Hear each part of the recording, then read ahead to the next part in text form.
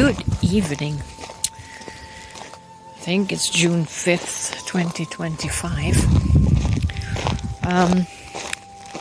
I was served up some videos today about Jesus, people encountering the magnificent presence of Jesus.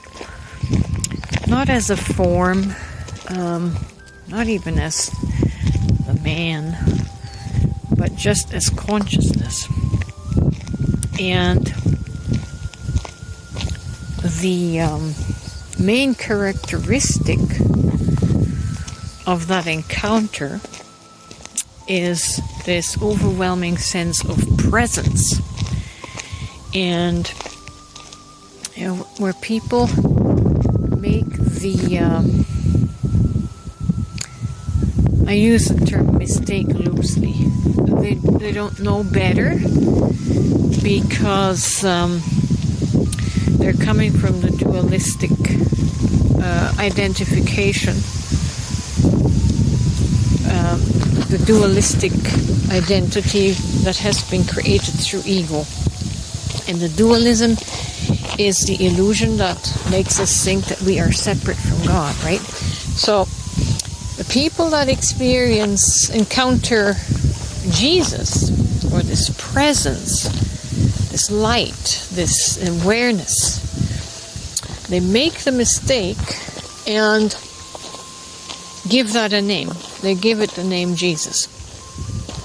But that is the only name that the dissociated self knows from the religious programming and the ego persona programming, right, that we have inherited in this realm of duality.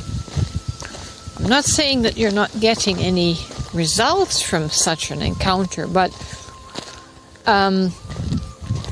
you are not really connecting to God, even though you continue to have this relationship to the consciousness that you have named Jesus. What really happens is when the light within you appears and you feel the presence of wholeness, that is when your mind, your conscious and subconscious mind is experiencing a moment of union, a sacred union. And your pineal gland, your third eye, opens and gives you this brilliant appearance of light, which is the light of consciousness, which is the light that Jesus spoke of the single eye. If your eye be single, it's a funny kind of translation in English, in the King James. If your eye be single, your whole body shall be full of light, right? Is what Jesus said. He was referring to this single eye opening, the epiphany. The epiphany.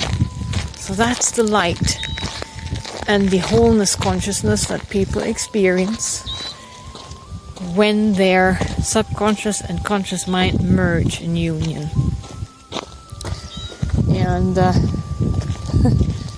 when they merge in union. But then, like I said, then the mistake that we make from our dualistic mind, from our split mind, the split memory is, oh, that is Jesus, right? And I'm separate from Jesus. Your single eye opening, your light encounter, was really you encountering yourself in wholeness for the first time.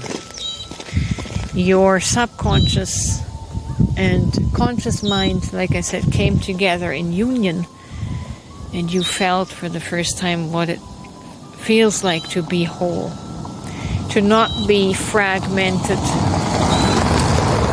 in soul, right?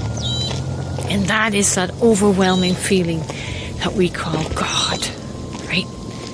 We call it God. But that is all you. That is you experiencing your soul in wholeness, in the brilliance of its wholeness. And most people deviate to enter into a relationship with Jesus to try and re-experience this presence, because they thought Jesus created this. Jesus was the light. But the light was the wholeness of your soul. And it was showing you who you really are. But then the shadows of the subconscious surfaced again. Right? The shadows surface, and that's usually after this encounter, just like Jesus, when he was baptized by John. After that, he was driven into the wilderness.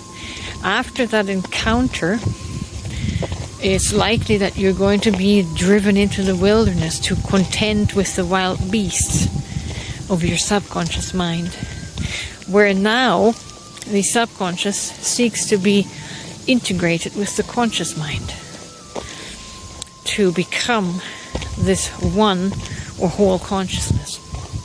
So again, the relationship is really the relationship that you are meant to have with yourself, with your divided self. You have to bring the two together into one for the divine experience of your soul. So this is where I deviate from the experiences. I recognized that presence and that light and that consciousness that I experienced was me. That was my whole self coming together. My brilliant, divine, eternal consciousness presenting itself for the first time to me in wholeness. Of course, then, like I said, that has to be integrated through the dark night of the soul, through the shadow work, through the time in the wilderness like Jesus was, and in order to maintain, in order to create that wholeness state as a perpetual consciousness. And that has become my life. I do not have a relationship with Jesus. I have a relationship with myself, with the suppressed part, the forgotten part of myself that was resurrected in that encounter of presence with myself, right? It's so hard for us to be present with ourselves. We even seek to escape that presence with the excuse of having a relationship with Jesus. Jesus, I mean, as good as he is, the experience and the way our brain, our mind interprets the experience is helpful to bring some stability. But the duality of your mind is not cured through the Jesus experience, because you still have to relate to another. You're still not relating to yourself, your I am self.